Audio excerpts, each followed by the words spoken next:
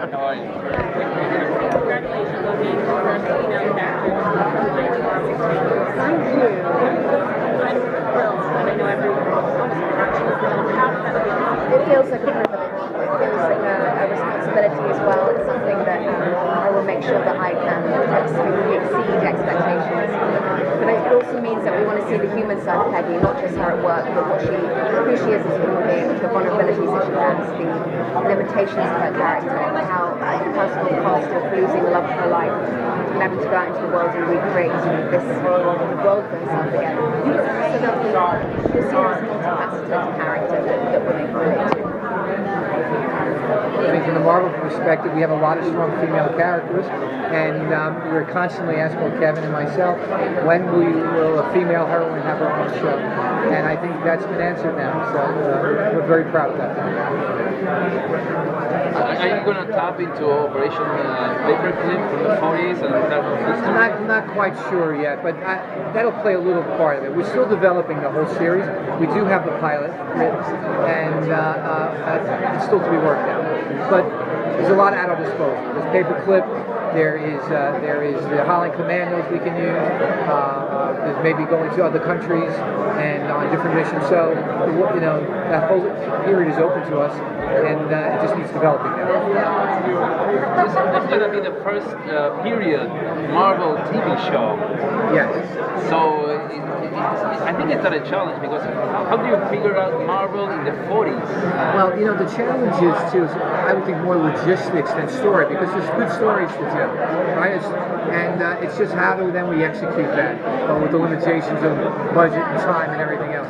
But a year after the SSR, a year after Captain America has died, and you find Peggy Carter in the SSR, I'm sure there's going to be great, cool gadgetry. There's going to be a lot of Stark tech. Hydra, even though we thought they were defeated, weren't really defeated, and there's a lot of other great villains out there. So I think there's a lot of rich storytelling.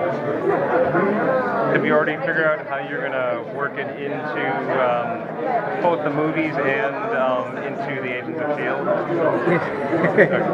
The more films we come out, the timeline gets more complicated, the interconnectivity, and the people at Marvel that have put up these boards and these intricate charts are going crazy right now. The one shot she started here, but then they started S.H.I.E.L.D. Well, forget that.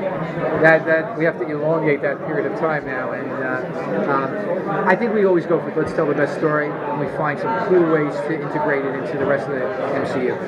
How are we finding Peggy in terms of longing for Steve Rogers? I think that's always there. I think she always longed for Skinny Steve, the first Steve, and who he really was, the heart of who he was, and his mind and his morals and his values more than the buff, gorgeous man he became.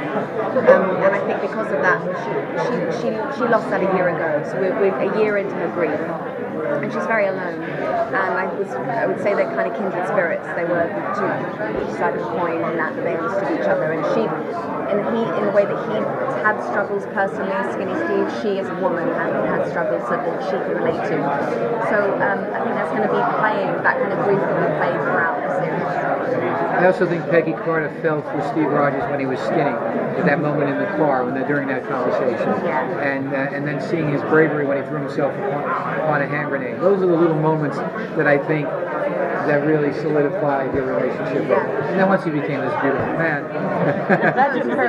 That was the icing. I saw them like here. Oh, isn't that a great? Now that was an ad-lib moment when she touched his pec. I couldn't help it. I hadn't seen his top off at all until that moment. And when she did it, it was so. I'll never forget how hard we laughed that day on set.